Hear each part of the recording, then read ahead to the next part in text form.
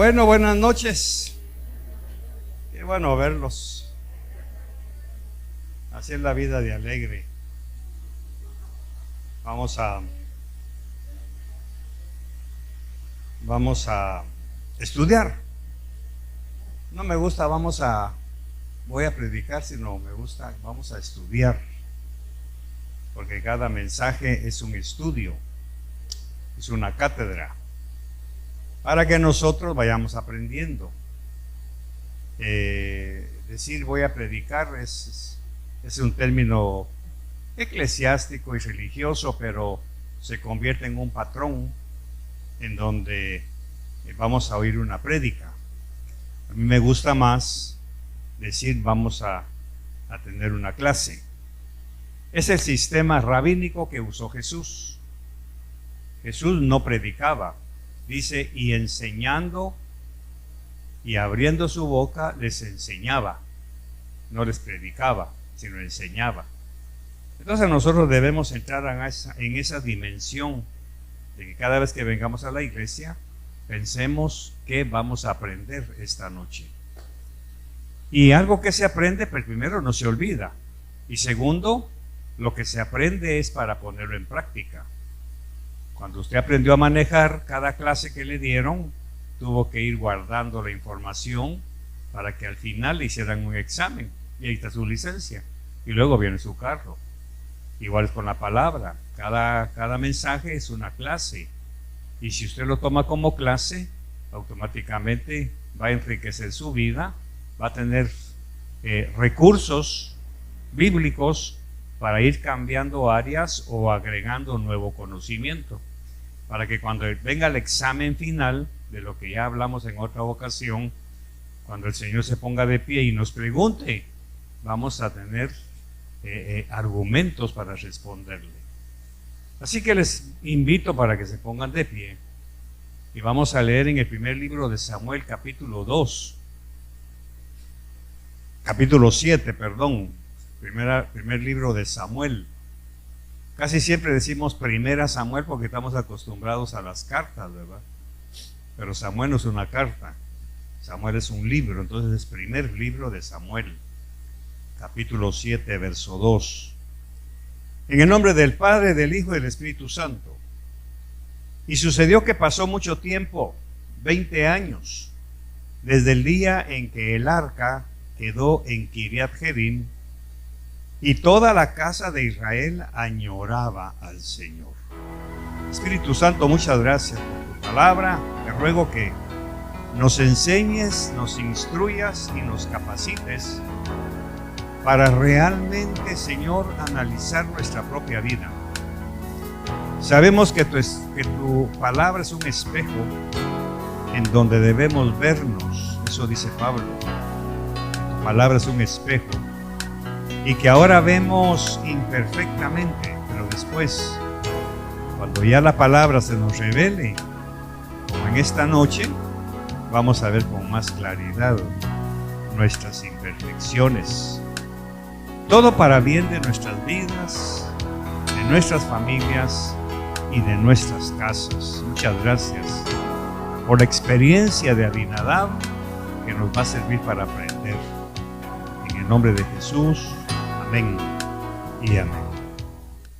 Tenga la fineza de sentarse. Este es un segundo mensaje, por eso le puse más de Abinadab, porque en un mensaje anterior estudiamos el fracaso de Abinadab, ¿verdad? Ha levantado mucho polvo con respecto a la educación de los hijos. Algunos pastores me han comentado que ha sido desafiante porque lógicamente el arca estuvo en la casa de Abinadab y nunca se preocupó por enseñarles, de tal manera que tuvo que perder a su hijo Usa cuando quiso tocar el arca con manos impuras, a pesar de que su otro hijo, Eleazar, era el encargado de cuidarla. ¿Qué está haciendo Usa? Metiéndose donde no debe. El papá culpó. Y muchas veces nosotros rechazamos la grave responsabilidad que hay en el hombre Por eso muchas familias cristianas han fracasado en su vida espiritual, en sus finanzas. Fíjense que lo primero que Dios toca cuando no estamos en el orden de Él es el dinero. Porque como el dinero sirve para todo, entonces cuando falta el dinero, aunque tengamos casas artesonadas y buenos carros y todo, pero si no tiene dinero, no tiene para la gasolina, no tiene para los gastos, y eso ahoga. Por eso es que el dinero juega un papel muy importante. Por eso el dinero también no es un producto, es un Dios, es un demonio, Mamón. Ahí vive el demonio. Y este ingrato nos a veces castiga a los cristianos y nos hace perder a veces la fe. Por el dinero se han cometido muchas faltas. Así que más de Abinadab significa el Señor me ha permitido escarbar un poquito más para poder entender qué lección más hermosa la que podemos sacar de esta familia. En el proverbio que leí hoy dice: pasé junto a la casa, pasé frente a la verja de un hombre perezoso y vi que las ortigas habían crecido y todo estaba enmontado, y dijo, y de ahí saqué sabiduría. O sea que la Biblia tiene personajes tan fracasados que nos deben servir para sacar sabiduría de sus fracasos y aprender esa lección. Abinadab es uno de ellos. Le invito para que venga el domingo, vamos a aprender otra lección. No sé por qué, pero el Señor me ha estado inquietando a estudiar la personalidad de la gente que está escrita en la Biblia. Muy interesante todo lo que el Señor revela, la psicosis, los miedos, los demonios que los manejaron, que los gobernaron, y eso hizo que perdieran muchas veces la bendición de Dios. Así que en un mensaje anterior vimos cómo el arca del Señor estuvo en la casa del levita Abinadab. Recuerden, un levita, un sacerdote. También vimos cómo este levita no tuvo el cuidado de enseñarles a sus hijos que debían guardar el debido respeto hacia la Shekinah. Como padres, como madres, ustedes deben de tener un celo profundo por educar a sus hijos, por enseñarles a respetar no solo la presencia de Dios, porque se supone que ustedes, tomando en cuenta, o que todos nosotros, pero como nosotros ya salimos de ahí, gloria a Dios, ya pusieron la sangre de Cristo en los marcos, ya protegieron su casa con la presencia de Dios, y han confesado quizá, o han hecho de su casa un templo, en donde more la presencia, la Shekinah. Pero cuando vienen los hijos, y ahí es donde empieza el problema, la división de los padres, que los padres se vuelven tolerantes y empiezan a permitir que sus hijos empiecen a llevar elementos ajenos y extraños a la casa. Ahí es en donde empieza el famoso concepto legalista de que para nosotros todo es pecado. Para nosotros, para mi esposa y para mí, todo lo que no es bíblico es pecado, todo. Porque solamente hay dos corrientes, hay santidad o hay pecado. No hay café con leche, no hay. O blanco o negro. El asunto es que nosotros, por ser complacientes con los hijos, les permitimos modas, cortes de cabello, redes sociales, lenguajes, amigos. Y la Biblia es clara con todo eso. La Biblia tiene cátedras morales, espirituales, sociales.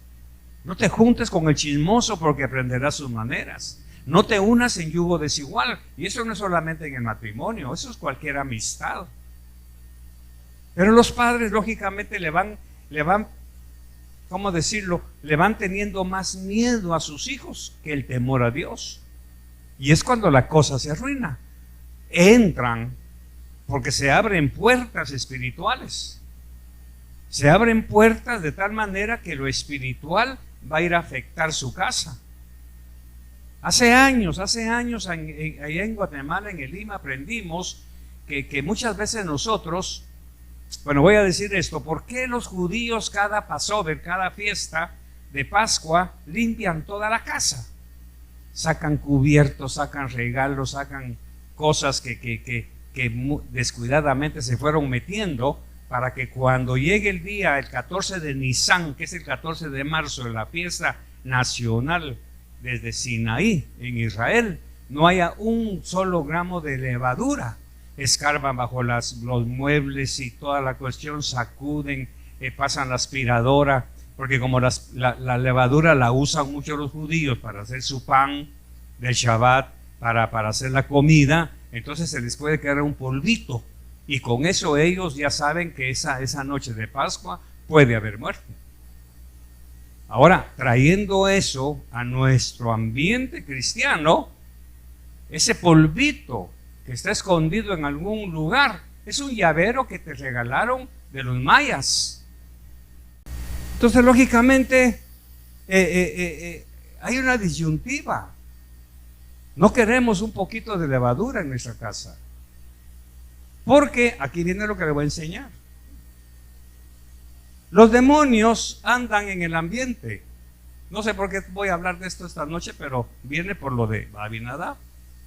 Los demonios andan en el ambiente, buscando, como la maldición nunca llega sin causa, como el ave en su vagar, y la maldición nunca llegan sin causa. Hay una causa para que una maldición entre a una casa.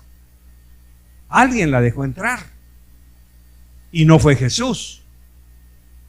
Por eso es que nosotros, en nuestra vida íntima, aquí estaba llena de demonios. Y dice la Biblia que el hombre fuerte entró, ató a los demonios y lo echó fuera. Ahora viene Jesús con el Espíritu Santo y se hace dueño y señor de este templo, de sus paredes, mente, cuerpo y espíritu. Por eso un cristiano que se tatúe siendo cristiano ya abrió puerta. Porque la Biblia dice: no te harás tatuajes en tu cuerpo. Entonces ya abrió puertas. Incluso los que se han tatuado en el mundo después se arrepienten y se los borran. Los cristianos no.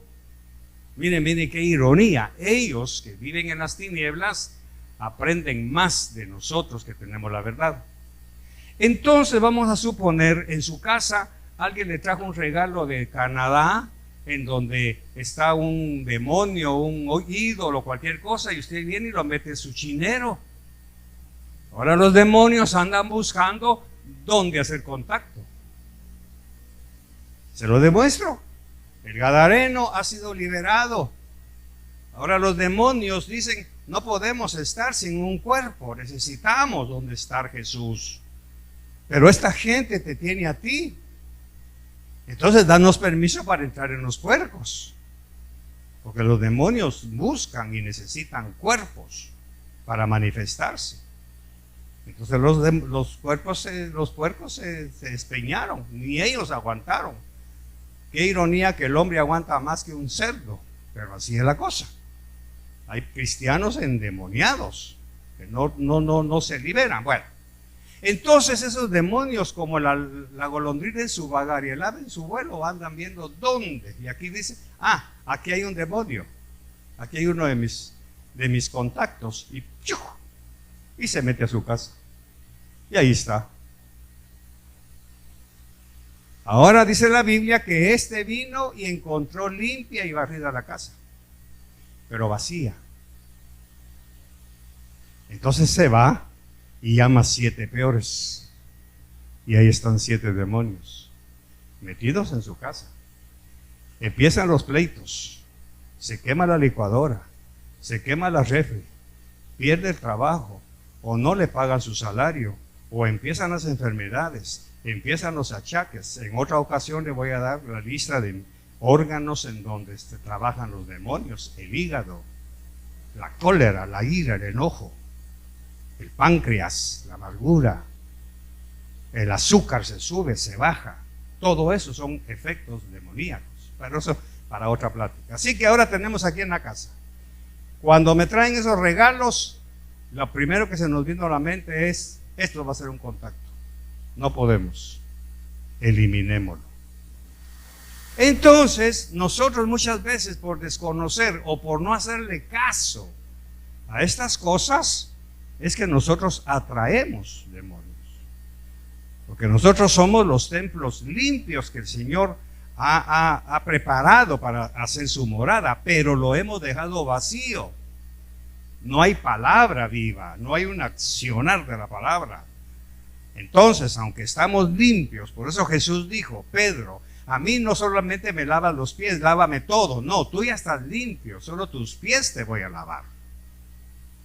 Por eso en una casa bipolar, en donde uno es cristiano y el otro no, ahí hay conflicto. No es que yo lo diga, está demostrado, hay conflicto.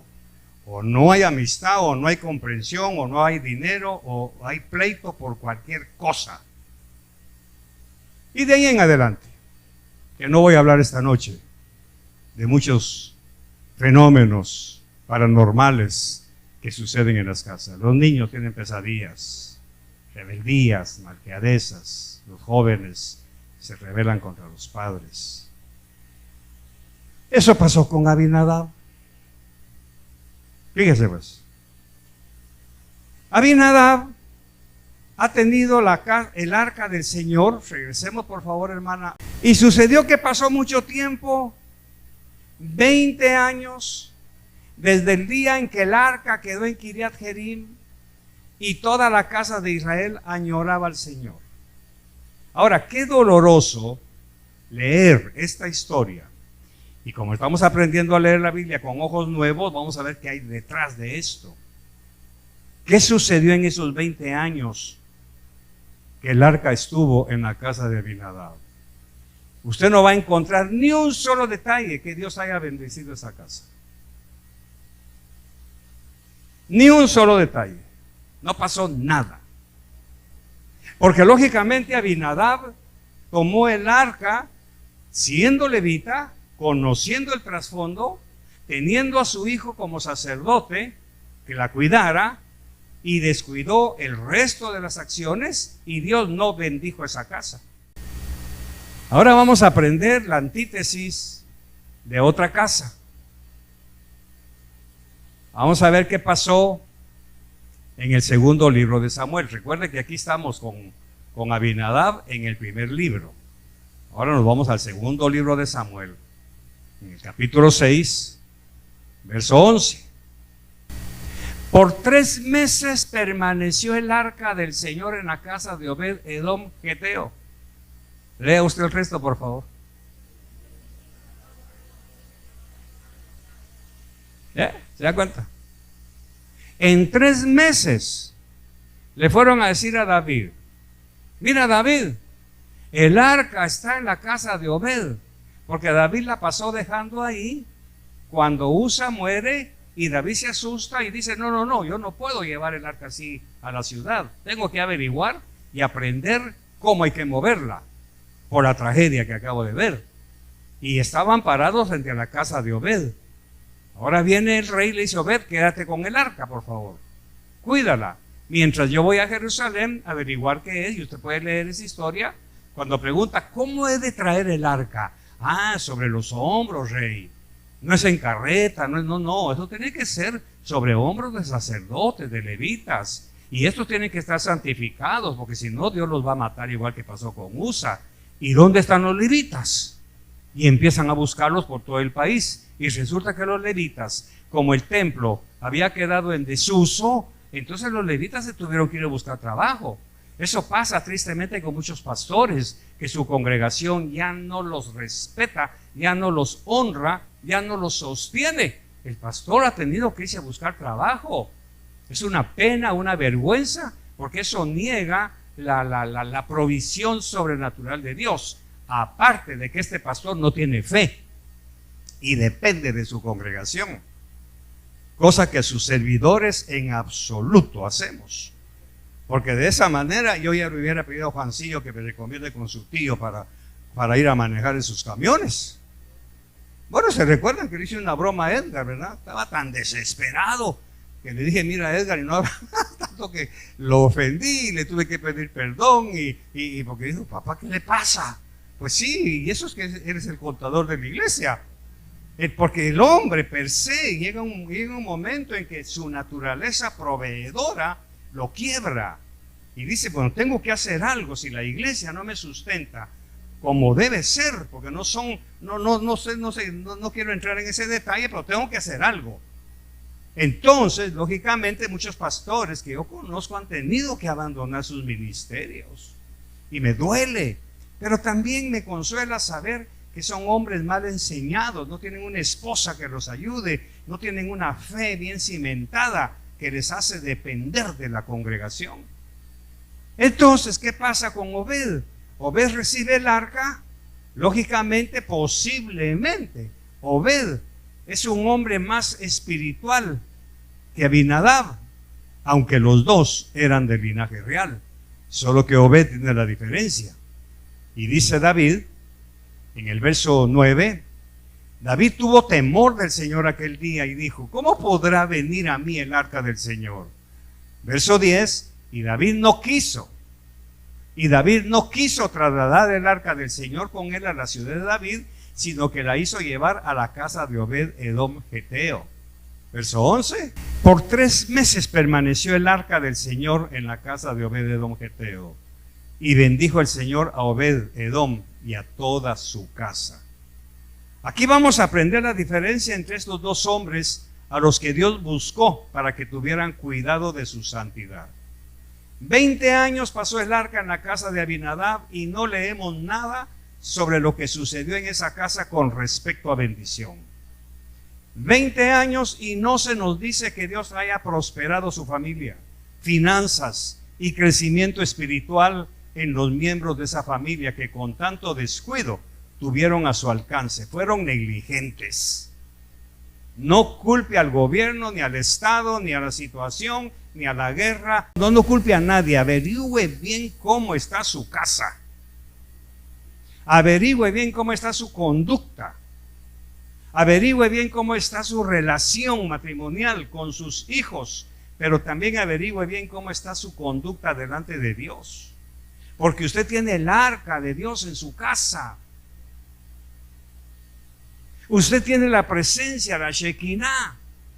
Ya la sangre del cordero fue colocada en los dinteles de sus puertas. Eso quiere decir que el ángel de la muerte no puede entrar ahí. El ángel de la muerte financiera, el ángel de la muerte física, de la muerte de la salud, de la muerte del matrimonio, no puede, porque están cubiertos sus dinteles por la sangre del cordero. Pero la pregunta es, ¿quién le ha dado permiso para que entre? ¿Quién ha permitido para que ese ángel de la tragedia, de la pobreza, de la mediocridad, de todo eso penetre sus dinteles? En cambio ahora, Obed Edom, leemos que en 3 meses Dios bendijo a Obed y toda su casa. La diferencia es clara, mis amigos. Abinadab, levita y conocedor de la ley de Dios, no recibió nada de Dios en 20 años y terminó perdiendo su hijo Usa. Obed Edom en 3 meses prosperó tanto que cuando David ordena los turnos de los que iban a cuidar el lugar donde puso el arca, aparece Obed con sus hijos como encargados de una de las puertas. Los hijos dijeron, hemos sido tan bendecidos, papá, que si se llevan el arca, nosotros nos vamos atrás de ellos. Veamos primer libro de Crónicas, capítulo 26, por favor, hermana. Para las clases de porteros, ahí ya David ya tiene el arca, ya está organizando organizó las alabanzas y ahora va a poner los turnos para que 24 horas al día haya gente cuidando el arca. Para las clases de porteros, de los coreitas, Meselemías, hijo de Coré, de los hijos de Asaf.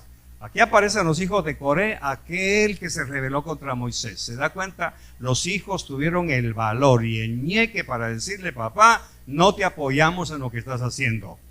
Coré fue hundido y sus hijos quedaron. Aquí viene su premio. Verso 2. Y Meselemías tuvo hijos: Zacarías el primogénito, Jediael el segundo, Zebadías el tercero, Jadniel el cuarto. Sigamos. Elam el quinto, Johanán el sexto. Todos esos son hijos de este muchacho. Sigamos, verso 4. Y Obed-edom tuvo hijos: Semaías el primogénito, Josabad el segundo, Joa el tercero, Zacar el cuarto, Natanael el quinto. Verso 5. Amiel el sexto, y Zacar el séptimo, y Pultai el octavo, porque Dios lo había bendecido. 6. Y a Semaías también le nacieron hijos que gobernaron la casa de su padre, porque eran hombres fuertes y valientes. 7. Los hijos de Semaías fueron Ofni, Rafael, Obed y el Zabad, y sus hermanos los valientes Eliú y Semaquías. Todo esto es la descendencia de Obed. Terminemos con el 8. Todos estos fueron de los hijos de Obed-edom. Ellos, sus hijos y sus parientes, fueron hombres capaces con fuerza para el servicio. 62 de Obed-edom. ¿De dónde salieron? De la casa. ¿Por qué se fueron?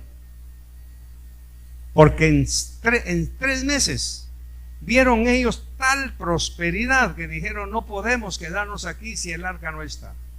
Nos vamos atrás del arca. Significa, no hay nada que me impida dejar ir al Señor. Yo me voy con Él a donde quiera que vaya. ¿Podrán decir eso sus hijos? ¿Podrá dar usted el ejemplo de lo que es servir a Dios? ¿Se imagina mamá a la esposa de Obed permitiendo que su esposo hiciera toda la parafernalia religiosa judía de aquel tiempo, adorando a Dios en el arca? ¿Se imagina a esa mujer sirviendo al lado de Obed-edom y sus hijos viendo ese ejemplo? ¿Se imagina usted esas comidas que tenía esta gente y el padre, el sacerdote Obed, dirigiendo la oración dirigida hacia el arca, que no era un mueble más como en el caso de Abinadab, sino era la misma presencia, una reverencia? Casi puedo decir que cada vez que pasaban frente al arca hacían una reverencia y seguían. Y eso lo vieron sus hijos y lo vio Dios, y abrió los cielos y bendijo. En 20 años allá no hay ni un solo milagro. Al contrario, hubo muerte.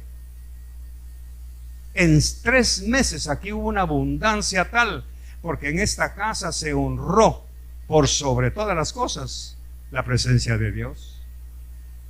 Entonces, ¿cómo está usted? ¿Será religiosidad pedirnos a todos que a costa de la amistad de un sobrino, de un primo, de un tío, de un papá, que porque no se moleste voy a tener un demonio en mi chinero? ¿Será que para que no se moleste el jefe miren, son cosas finas? Un reloj de oro, porque la empresa se lo regaló, y cuando le da vuelta, en ese reloj hay un demonio, un emblema comercial de la empresa. ¿Qué va a hacer? ¿Ahí va a cargar usted al demonio solo para que su jefe quede contento? ¿Enfermando su cuerpo? ¿Enfermando su relación matrimonial? Madre, dése cuenta, en su casa está el arca, y si su esposo no la honra, hónrelo usted. Hónrelo usted, disciplinando a sus hijos, disciplinando su corazón. En Visión de Fe se congregó una hermana por muchos años que el esposo no quería nada con Cristo, nada. Y ella me contaba, había hermano Carlitos, donde yo hago mis devocionales en el baño. Me encierro en el baño y ahí le clamo a Dios a las 3, 4 de la mañana. Me encierro en el baño para que este hombre no me estorbe mi relación con Dios.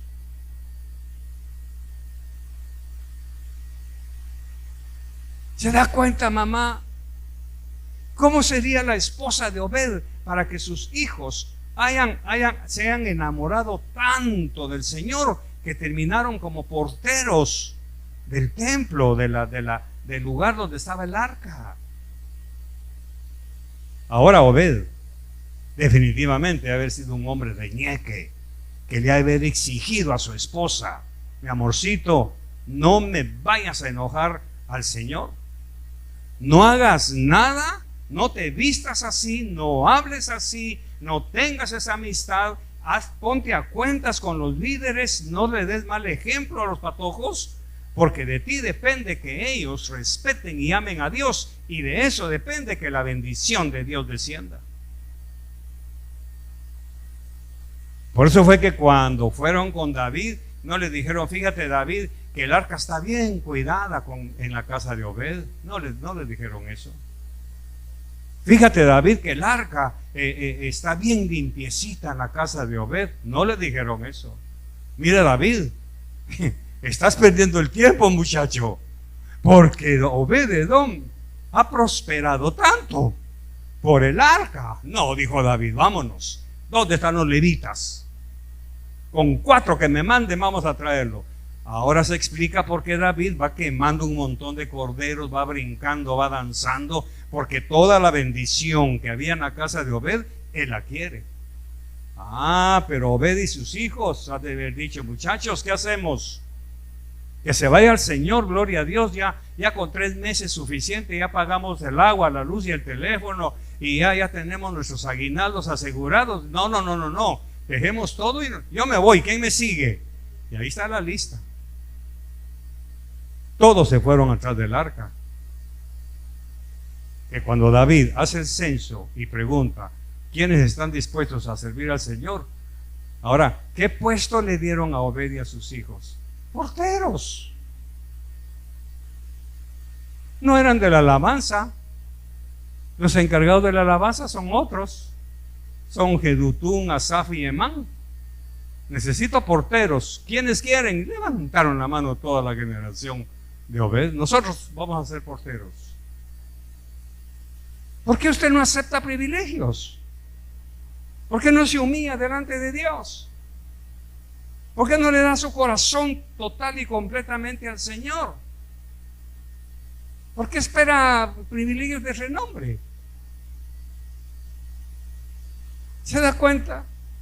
Entonces, cuando yo estudio esto, me doy cuenta, muchos hermanos de mi congregación pasan tribulaciones porque tengo que irme al fondo. ¿Cómo estará la presencia de Dios en sus casas? ¿Qué lenguaje usarán? ¿Qué pleitos tendrán? ¿Qué humillaciones sufrirán? ¿Qué desprecios se harán entre sí? ¿Qué ven en sus televisores? ¿Tendrán devocionales sinceros o solo farisaicos de que hay que leer la Torah porque sí? Porque me parece increíble y sorprendentemente increíble que leyendo la palabra no hayan cambios. Me parece una pérdida total de identidad. Estudiar la Biblia, venir a esta congregación en donde se le enseña. Mi esposa me hablaba algo, me decía: una llamada de atención le diste a una persona, inmediatamente a la semana siguiente estaba sirviendo. O sea, le tocó, le llegó. Y eso es lo que me anima a no dejar de exhortar y de enseñar, porque todavía hay mucha gente dormida al estilo del ejército de Gedeón. Todavía hay mucha gente indiferente en un lugar tan pequeño numéricamente, pero hay gente indiferente, hermano. Pero qué bueno que haya esa gente para que los que no quieran ser como ellos revisen sus vidas. Aquí tenemos 2 paradigmas. Abinadab en 20 años no tuvo ninguna manifestación. Obed en 3 meses fue sumamente prosperado.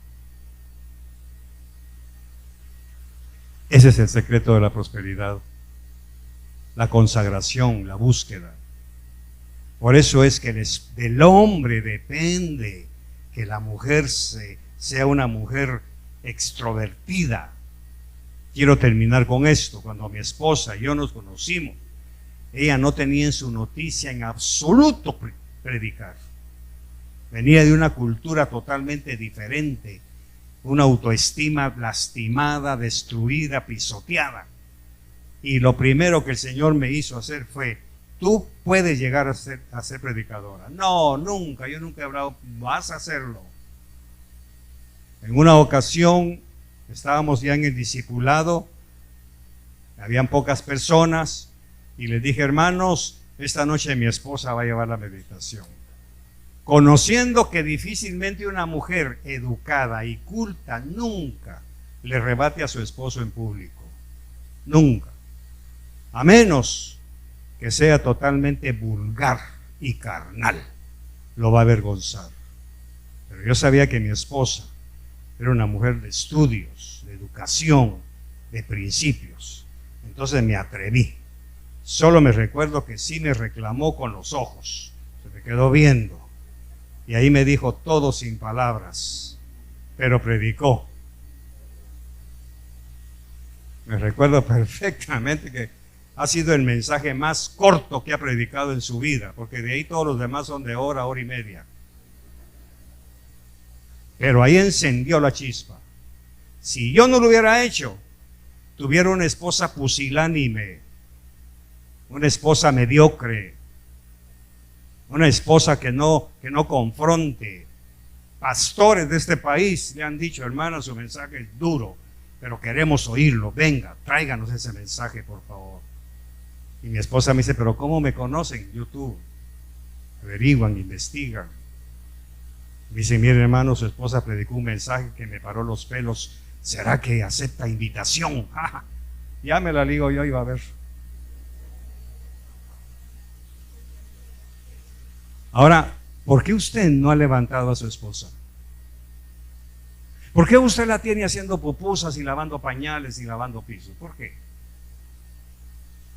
Porque usted es el que no suelta esa imagen machista, pasiva que usted tiene, y se la ha transmitido a su esposa. Y posiblemente sea su esposa, como la mujer de Obed, que haga que toda su casa se consagre al Señor. Porque es la mujer la que dirige. El padre es el que instruye. ¿Podemos ver la diferencia que la palabra nos enseña con respecto a dos hogares distintos? En uno se descuidó la presencia de Dios y hubo pérdida. No hubo bendición ni compromiso. En cambio, en la otra casa, la de Obed-Edom, hubo bendición en corto tiempo. Tanto que todos los varones de esa familia ocuparon un lugar muy especial en el plan de David para cuidar la presencia de su tabernáculo. ¿Cómo está nuestra casa, hermanos? ¿Usted cree que con trabajar y llevar el sustento a la casa es suficiente? Sí y no. Sí, porque es su obligación como hombre, y no, porque también es sacerdote. El problema del evangelio, Boris, es que tú ahora perteneces a dos ámbitos: al ámbito físico de la tierra como hombre y al ámbito espiritual como sacerdote. Cuando yo me entero que una esposa se enfermiza, que una fiebrecita la deja en casa, que falta mucho a la iglesia, ahí hay problema. Hay un demonio metido en esa casa que generalmente el hombre lo dejó entrar. O es un aguado, un tolerante, o cualquier cosa, pero no tiene pelos en la lengua para decirle: mi amor, si tú no vas, yo voy. Necesito ir a traer la presencia de Dios a mi casa.